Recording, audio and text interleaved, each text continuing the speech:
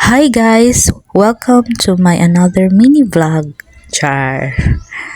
So akong i-feature karon ay kining Eden Bottled Field Trek sa Barangay Turugano Highlands, Eden.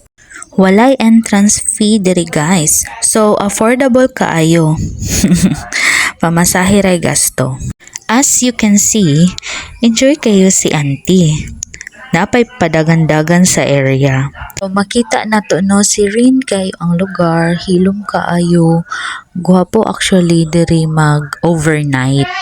Friendly food actually ilang mga hayop didto Just like this puppy.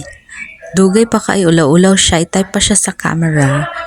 Pero in the end, nakakuha mi og picture together. Nara!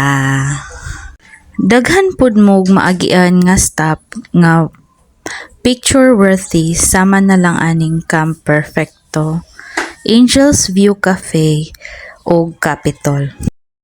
Kining lugar pud di ay guys kay appeal sa Mount Apo Natural Protection Zone.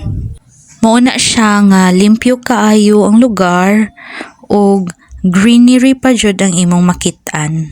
Syempre pa nakaabot ko aning lugara tungod sa akong amiga. Maunang gusto nako pasalamatan si Judy Bughaw ug ang iyahang uyab na si Zeb para sa pagsuroy na sako diri sa Toril. Salamat jud kaayo guys sa paghulat. More pa of this. Unsa man every other week? Char. Pero sa ako mga kaila na nagbalak anhi diri, well, dapat mo maghuna-huna pag-ayo. Dapat guys, well prepared mo. Dapat naka-pre-exercise mo sa inyong lugar kung asa man na naka-walking mo in advance for at least 20 minutes a day. Kay challenging ang iyahang terrain, as you can see, dili lalim ang kanang iyahang lapok o ang iyahang escalation, ang climbing. Tapos pagpauli guys, dili lalim, magpugong sa imong self. Labi na ako medyo dako ko, dili siya lalim magpugong kay basig ma-slide ka or madaus-us ka pababa layo kaayo.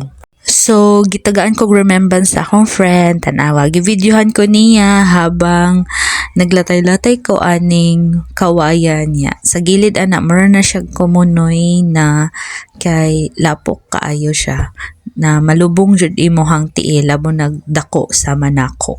So, makita ninyo sa ako ang tiil, mao ni ang ebidensya sa kahago sa ako ang pagsaka sa battlefield. Pero worth it man.